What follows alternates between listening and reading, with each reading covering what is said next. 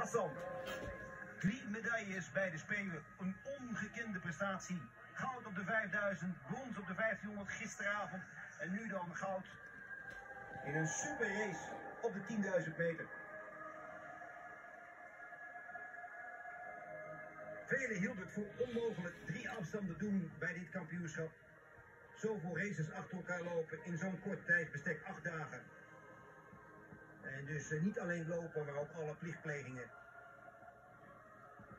Pers te woord staan, dopingcontrole, massage, uitlopen. En zo klinkt dan voor de 2e keer het Wilhelmus voor Sifan Hassan. 28 jaar, even de haren nog netjes erbij.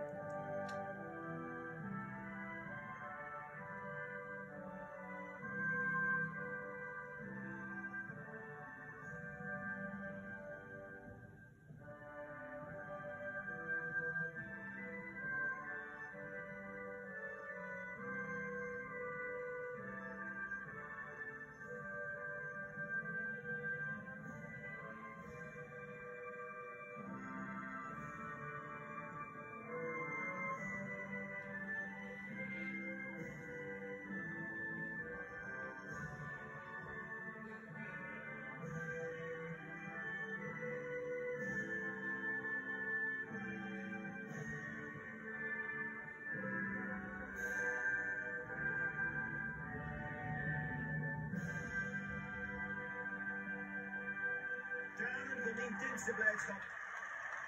En daar het applaus van de televisie daarachter ook haar manager Sander Ogink. De Nederlandse coach van Hassan van der Leer.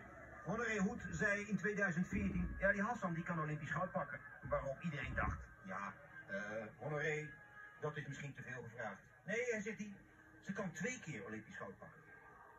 Nou, hier in Tokio heeft ze bewezen. Ja, deze vrouw had misschien ook 2 keer Olympisch goud kunnen pakken. Maar het verhaal is bekend over Rio, waar ze niet mee mocht doen.